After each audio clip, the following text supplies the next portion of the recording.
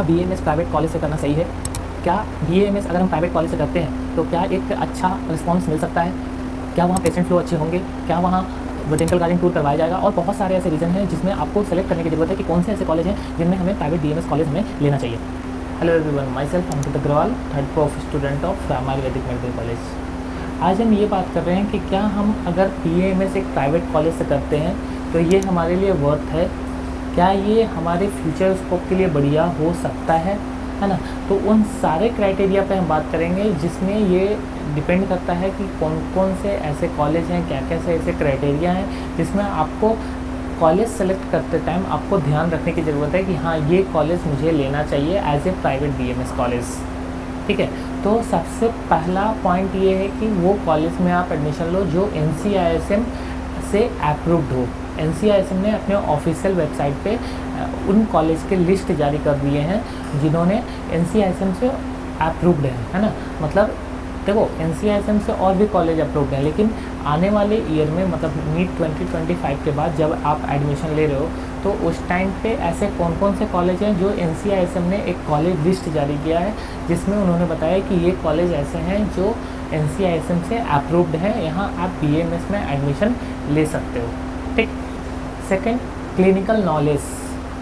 देखिए, theoretical knowledge हर college दे देता है, कोई भी फैकल्टी आपको बढ़िया पढ़ा सकता है, बट क्लिनिकल नॉलेज की जब बात आती है तो क्लिनिकल नॉलेज हर जगह आपको नहीं मिल पाता है। उसके लिए सबसे पहले आपको एक अच्छे डॉक्टर की ज़रूरत है। सेकंड थिंग इज़ दैट कि आपको अच्छा एक पेशेंट फ्लो चाहिए, है ना, क्योंकि पेशेंट ही जब नहीं होगा तो आप क्लिनिकल नॉलेज कैसे सीख पाओगे। क्योंकि जब पेशेंट आएगा तो अलग अलग थेरेपी होंगी, पंचकर्मा की थेरेपियाँ होंगी, आप OPD देख पाओगे, आप IPD में देख पाओगे, आप उनका केस फाइल पढ़ पाओगे, आप थेरेपीज़ देख पाओगे, आप वमन, विरेचन, बस्ती, शिरोविरेचन, नश्य, जितनी भी थेरेपीज़ होती हैं आयुर्वेदा में वो आप देख पाओगे, है ना। तो पेशेंट फ्लो बहुत ज़रूरी है। कई सारे ऐसे कॉलेज हैं जिनमें कॉलेज तो अच्छा है, इंफ्रास्ट्रक्चर भी अच्छा है, पढ़ाई भी होती है, बट पेशेंट फ्लो के नाम पे जीरो, कुछ नहीं है। जब NCISM इलेक्टिव विजिट आती है, NCISM की विजिट आती है तो उस टाइम क्या होता है, वो कहीं से पेशेंट ले आते हैं, उनको पेशेंट बना देते हैं और आपको लगता है कि नहीं उनको लगता है कि नहीं पेशेंट तो यहाँ फ्लो सही है तो उनको अप्रूवल मिल जाती है। बट आप जब भी कॉलेज सेलेक्ट करो तो ऐसा कॉलेज सेलेक्ट करो जो पेशेंट फ्लो अच्छा हो। देखो, थोड़ा सा इंफ्रास्ट्रक्चर कम होगा चलेगा, है ना, लेकिन पेशेंट फ्लो कम होगा तो नहीं चलेगा। अल्टीमेटली आपको सीखना क्या है, पेशेंट, है ना, पेशेंट को ट्रीट कैसे करना है, कौन सी थेरेपी देनी है, कौन सा ट्रीटमेंट देना है, उसका OPD बेसिस, IPD बेसिस। तो पेशेंट फ्लो अच्छा होना ही चाहिए। कई सारे ऐसे कॉलेज हैं जिनका खुद का हॉस्पिटल नहीं है लेकिन वो कनेक्ट हैं किसी और हॉस्पिटल के थ्रू, तो आप ये भी पता कर सकते हो कि उनके कॉलेज और उनके हॉस्पिटल का डिस्टेंस कितना है, क्योंकि ज़्यादा डिस्टेंस होगा तो आप रेगुलर विजिट नहीं कर पाओगे। And another thing is that कि बोटेनिकल गार्डन होना बहुत ज़रूरी है, क्योंकि बोटेनिकल गार्डन नहीं होगा, वन औषधि नहीं होगा तो आप प्लांट को आइडेंटिफाई कैसे कर पाओगे। क्योंकि आयुर्वेद में जब तक आप प्लांट को आइडेंटिफाई नहीं कर पाओगे, सेकंड प्रोफ में जब आप आओगे तो द्रव्य गुण करके एक सब्जेक्ट है ना, तो आप उसमें सिर्फ प्लांट पढ़ना है, सिर्फ प्लांट के बारे में ही पढ़ना है। तो अगर आपको प्लांट नहीं पहचान पाओगे, उनको आइडेंटिफाई नहीं कर पाओगे, उनके लिप्स कैसे होते हैं, कैसा होता है, तो फिर नहीं हो पाएगा, है ना। क्योंकि जब आप प्लांट के बारे में पढ़ोगे, उनको सामने से देखोगे नहीं तो उसको आइडेंटिफाई करना मुश्किल होता है ना, और बहुत दिक्कतें होती है। देखो, हमारे कॉलेज में एक बड़ा सा वन औषधि है और जिसमें करीब 100 प्लांट्स के आसपास लगे हुए हैं। हमने टूर भी कराया है, अगर आपने वीडियो नहीं देखा तो आप जाकर देख सकते हैं। तो वन औषधि होना बहुत ज़रूरी है।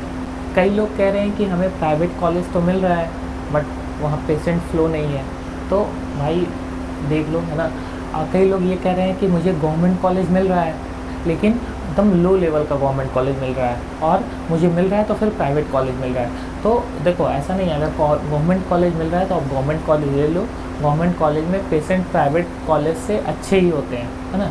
ऐसा बिल्कुल नहीं होता कि गवर्नमेंट कॉलेज में पेशेंट नहीं होते हैं, लेकिन आप चाहते हो कि नहीं बेहतर कॉलेज और बढ़िया कॉलेज है, तो आपको अगर गवर्नमेंट कॉलेज मिल रहा है तो उसी मार्क्स पे आपको प्राइवेट अच्छे कॉलेज मिल जाएंगे जिनके फ़ीस कम होते हैं, है ना। जैसे फॉर एग्जाम्पल SDM हसन, उसका फ़ीस थोड़ा कम है ना, मतलब अगर उधर बेंगलुरु से हो आप साइड तो, लेकिन उसमें पेशेंट फ्लो बहुत बढ़िया है ना। गुरु गोरखनाथ जो है कॉलेज, है ना, गोरखपुर में, उसका पेशेंट फ्लो बहुत बढ़िया है, इंफ्रास्ट्रक्चर बढ़िया है, हर कुछ बढ़िया है। तो आपको थोड़ा सा कट ऑफ हाई उसका जाता है, तो आप गवर्नमेंट कॉलेज अगर मिल रहा है तो वो कॉलेज तो आपको आराम से मिल जाएगा, तो वो कॉलेज आप ले लो।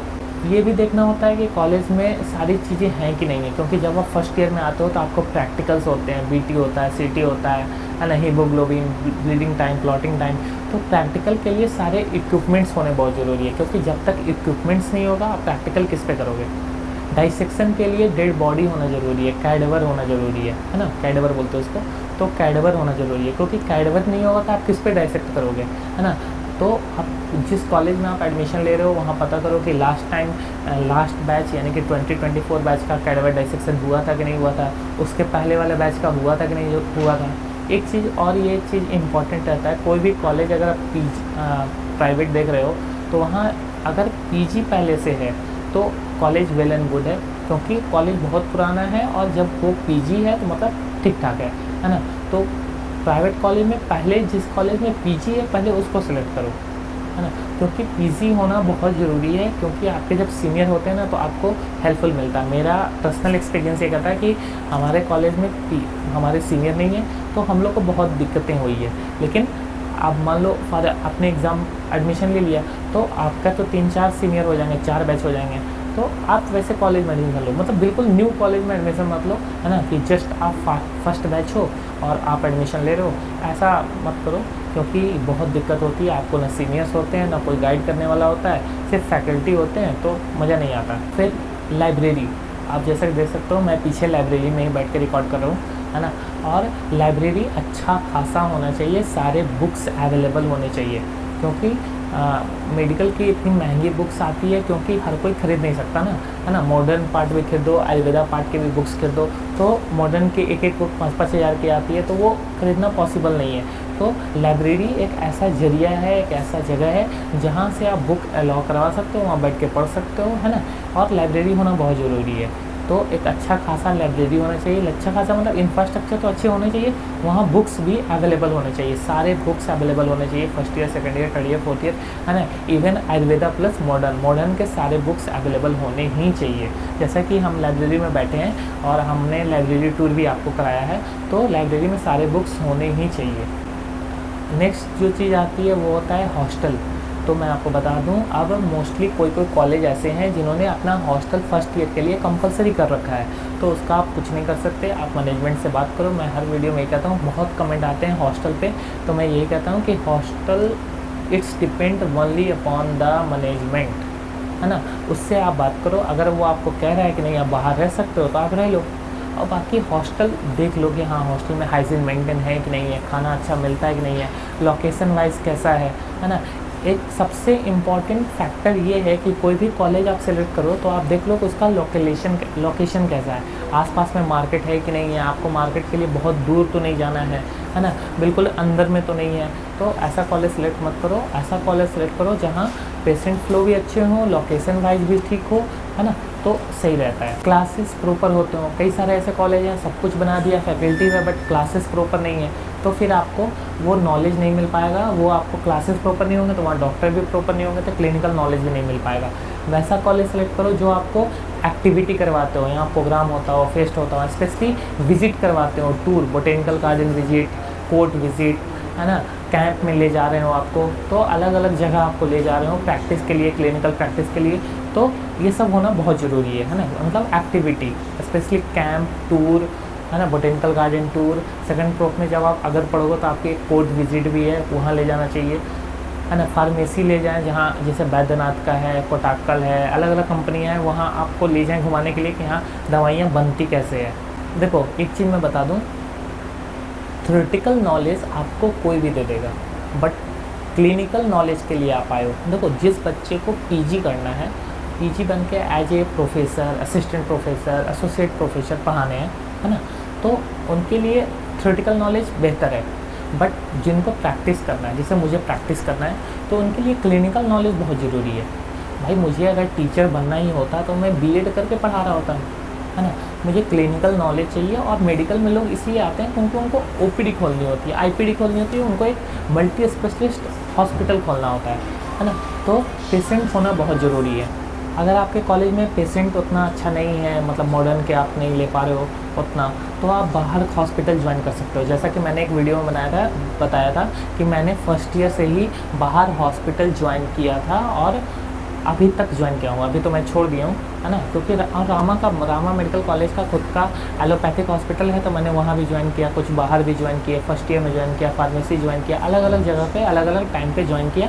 तो आपको खुद से ज्वाइन करना होता है, कोई आपको बताएगा नहीं कि हाँ आप बाहर जाओ हॉस्पिटल ज्वाइन कर लो और ये सब चीज़ें, क्योंकि आपको खुद सीखना है तो आपको खुद से ज्वाइन करना पड़ेगा, है ना, क्योंकि clinical knowledge is more important. And एक चीज़ और ये आता है कि अगर आप पीजी के लिए जाते हो, जैसे कोई अगर आपको कहता है कि नहीं प्राइवेट कॉलेज से बीएमएस करके आप कुछ नहीं कर सकते, तो ऐसा बिल्कुल नहीं है। प्राइवेट कॉलेज से बीएमएस, मान लो आप गवर्नमेंट नहीं मिल पाया, प्राइवेट कॉलेज मिल पाया, तो आप बीएमएस करके फिर पीजी के लिए तैयारी करो ना। कई सारे ऐसे बच्चे हैं जो प्राइवेट कॉलेज से यूजी करने के बाद पीजी एआईपीजीटी जो एग्ज़ाम होता है वो गवर्नमेंट क्रैक कर लेते हैं, उनको अच्छा गवर्नमेंट कॉलेज मिल जाता है, क्योंकि उनको पढ़ाई भी सही होता है, क्लिनिकल नॉलेज भी उनको सही मिला होता है, हर कुछ उनको सही मिला होता है, तो वो पीजी के लिए पहुंच जाते हैं। गवर्नमेंट पीजी से कर लो, बात बराबर हो गया, है ना। तो गवर्नमेंट और प्राइवेट का कोई इफेक्ट नहीं पड़ता है, बात होती है आपके नॉलेज की, बात होती है आपके एक्सपीरियंस की, बात होती है आपके स्किल की, कि आपको कितना आता है, आप पेशेंट को किस प्रकार से ट्रीट कर पा रहे हो, है ना, आपको कितना नॉलेज है मेडिसिन के बारे में, थ्योरेटिकल नॉलेज कितना है, क्लिनिकल नॉलेज कितना है, और सारी चीज़ें मॉडर्न प्लस आयुर्वेदा दोनों। मैं एक चीज़ बिल्कुल बता दूं कि आपको जब इंटर्नशिप में आप जाओगे तब सिर्फ आयुर्वेदा नहीं है, मॉडर्न भी आपको आने चाहिए। जैसा कि हमारी अभी इमरजेंसी विजिट हुई थी, है ना, तो कल हमारी इमरजेंसी विजिट हुई थी, आज अलग अलग बैच की थी, तो आयुर्वेदा प्लस मॉडर्न दोनों आपको पढ़ना जरूरी है according to NCISM syllabus. Hope you like this video, thank you for watching. अगर कोई आपका डाउट हो तो आप कमेंट सेक्शन में ज़रूर मेंशन कीजिएगा। Thank you.